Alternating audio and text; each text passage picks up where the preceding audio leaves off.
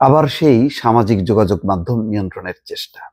এবার যেটা বলা হচ্ছে যে টেলিযোগাযোগ আইনের একটা সংশোধনী প্রস্তাব আনা হচ্ছে। সেই প্রস্তাবে বলা হচ্ছে সরকারের নির্দেশনা না মানলে ফেসবুককে ৩০০ কোটি টাকা জরিমানা করা যাবে। কেন যাবে?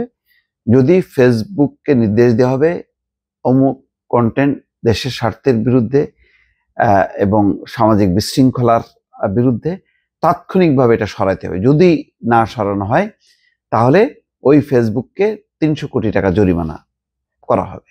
এটা একটা অদ্ভুত ব্যাপার। এই সামাজিক যোগাযোগ মাধ্যমের কন্টেন্ট আমি নিজেও দেখেছি যে মানে আমার নাম বিকৃত করে ভিন্ন শিরোনাম দিয়ে চালানো হয়, যার কোনো বেজ নেই।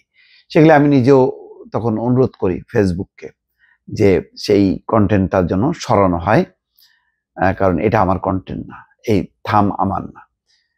কিন্তু দেখা যায় যে সেটা কখনো ইমপ্লিমেন্ট হয়, কখনো ইমপ্লিমেন্ট হইতে হইতে দেরি হয়। তো তাৎক্ষণিকভাবে সরাবে মানে কি?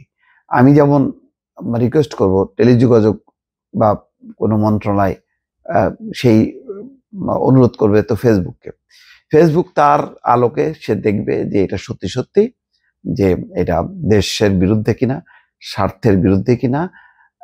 তাদের একটা বিবেচনার ক্রাইটেরিয়া আছে। তো সেই ক্রাইটেরিয়া অনুযায়ী তারা যদি মনে করে যে না এটা ঠিক আছে, এটা তো ব্যক্তির স্বাধীনতা, এটা বলতে পারে সে, এই বিরোধিতাকে কেন দেশের বিরোধিতা হিসেবে গণ্য করা হচ্ছে, তখন তারা নাও সরাতে পারে, সরাতেও পারে। কিন্তু সেটা তাৎক্ষণিকভাবে যে ঘটবে এমন তো না।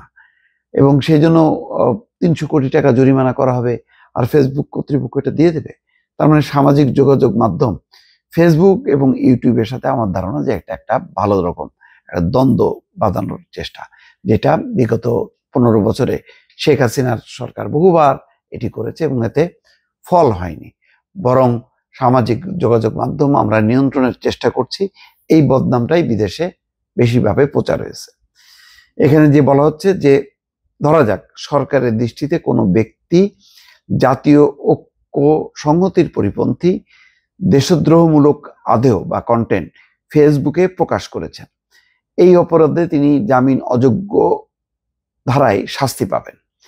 এই অপরাধের দায় শুধু ব্যক্তির একার হবে না, তিনি ফেসবুকের মতো যে সামাজিক যোগাযোগ মাধ্যম ব্যবহার করবেন সেই প্ল্যাটফর্মকে এই আদেয় সরাতে নির্দেশনা দেবে সরকার।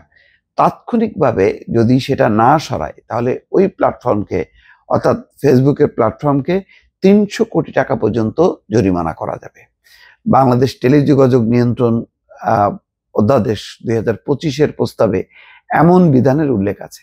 বাংলাদেশ টেলিযোগাযোগ নিয়ন্ত্রণ কমিশন এই প্রস্তাব ডাক ও টেলিযোগাযোগ মন্ত্রণালয়ে পাঠিয়েছে, যদিও এই প্রস্তাব পর্যায়ে আছে, চূড়ান্ত হয়নি।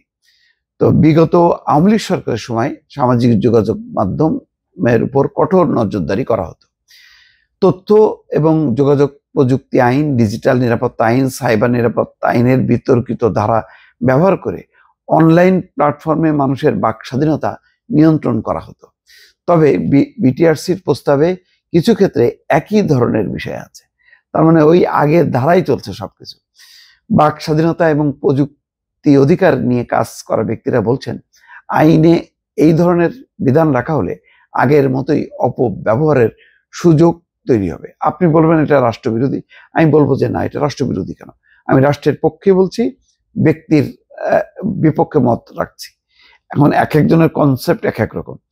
গত ২৮শে জুলাই ডাক ও টেলিযোগাযোগ মন্ত্রণালয় বিটিআরসিকে টেলিযোগাযোগ আইন ২০০১ সংশোধন এবং পরিমার্জনের প্রস্তাব প্রস্তুতের নির্দেশ দেয়। কিন্তু ঘুরে ফিরে কিন্তু সেই ওই জিনিসটাই আসতেছে যে ব্যক্তিকে জামিন অযোগ্য ধারায় জেল করা হবে, জরিমানা করা হবে, এবং যেই প্ল্যাটফর্ম সেটা প্রকাশ করবে, সেই ফেসবুক হোক বা ইউটিউব হোক বা অন্য টুইটার হোক, তাদেরকে যদি নির্দেশ দেয়, তারা যদি তাৎক্ষণিকভাবে না সরায় সেই কন্টেন্ট, তাহলে ৩০০ কোটি টাকা পর্যন্ত জরিমানা করা যাবে।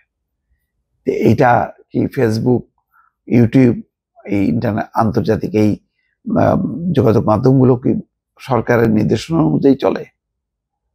খুবই অদ্ভুত লাগলো বিষয়টা। ভালো থাকবেন। আল্লাহ হাফেজ।